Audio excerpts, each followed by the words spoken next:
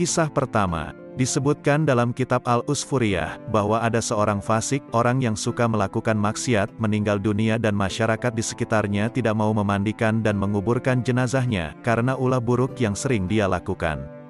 Mereka pun menyeret kakinya dan membuangnya ke tempat penampungan sampah. Kemudian Allah memberikan wahyu kepada Nabi Musa. Wahai Musa, pada suatu perkampungan ada seseorang yang meninggal dunia dan dibuang di tempat penampungan sampah. Orang itu adalah salah satu dari waliku, kekasihku. Tetapi masyarakat di sekitarnya tidak mau memandikan, mengafani, dan menguburnya. Maka pergilah kamu, kemudian mandikan, kafani dan solatilah jenazahnya, dan setelah itu kuburkan. Kemudian Nabi Musa pun segera pergi mencari dan menemui masyarakat perkampungan tersebut. Beliau bertanya kepada masyarakat kampung tersebut tentang mayat seorang laki-laki yang dibuang di tempat penampungan sampah.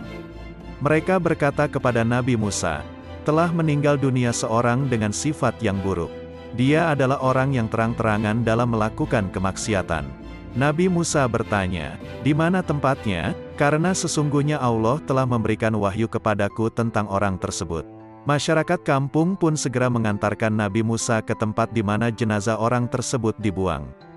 Setelah sampai pada tempat penampungan sampah tersebut, Nabi Musa melihat jenazah seseorang yang dibuang di sana. Masyarakat kampung tersebut mengatakan kepada beliau tentang keburukan perilaku orang itu. Kemudian Nabi Musa bermunajat kepada Allah. Wahai Tuhanku, Engkau telah memerintah kepadaku untuk menyolati dan menguburnya, tetapi para penduduk telah memberi kesaksian buruk terhadapnya. Maka Engkau lebih mengetahui daripada mereka atas kebaikan dan keburukannya. Kemudian Allah memberikan wahyu kepada Nabi Musa. Wahai Musa, benar apa yang telah diceritakan masyarakat atas keburukan perilakunya. Tetapi dia telah memohon pertolongan kepadaku dengan 3 perkara saat menjelang kematiannya. Jikalau semua para pendosa meminta kepadaku dengan 3 perkara tersebut, niscaya aku akan memberikannya, sedangkan dia hanya meminta seorang diri. Dan aku adalah zat yang lebih pengasih dari semua orang yang pengasih. Nabi Musa pun bertanya, wahai Tuhanku, apa 3 perkara tersebut? Allah pun berkata, ketika telah dekat waktu kematiannya, dia berdoa. Wahai Tuhanku, Engkau mengetahui tentangku.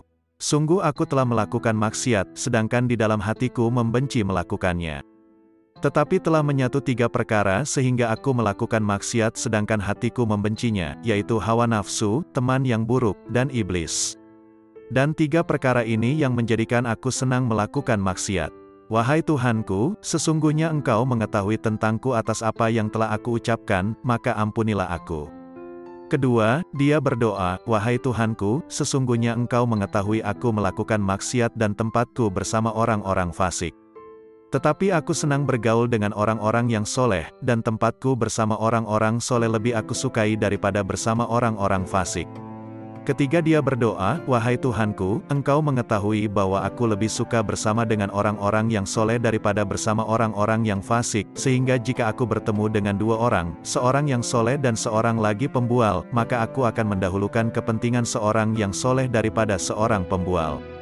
Wahai Tuhanku, jika Engkau memaafkan dan mengampuni dosa-dosaku, maka para kekasih dan para nabimu akan turut senang, sedangkan setan musuhku dan musuhmu akan bersedih karenanya.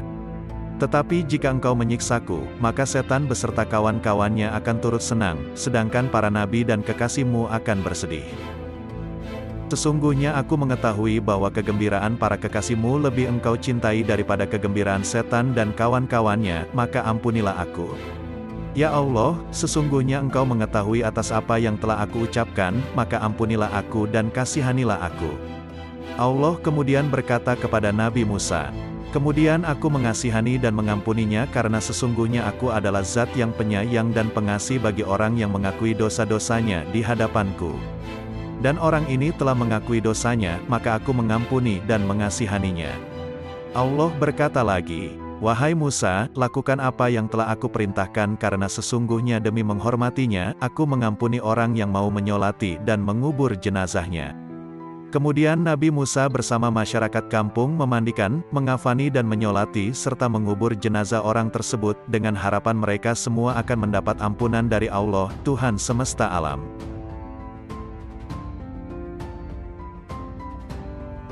Kisah kedua, suatu hari Sufi besar Abu Yazid al-Bustami memohon kepada Tuhan. Dalam khusyuk munajatnya itu hatinya menjadi bahagia. Tak terasa akalnya seolah terbang ke arsy. Inilah tempat Nabi Muhammad, pimpinan para utusan Allah. Semoga aku menjadi tetangganya di surga, katanya dalam hati.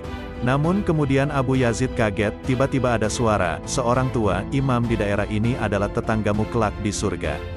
Setelah sadar, Abu Yazid bermaksud mencari lelaki yang disebut dalam munajatnya itu.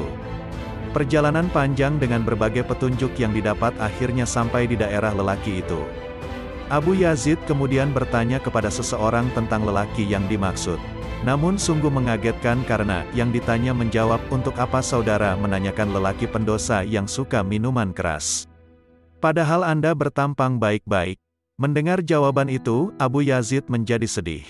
Kemudian ia berkesimpulan, jangan-jangan suara yang didengarnya tadi adalah setan. Di tengah rasa galaunya, Abu Yazid terus bertekad untuk ketemu dengan lelaki yang dimaksud dalam munajatnya.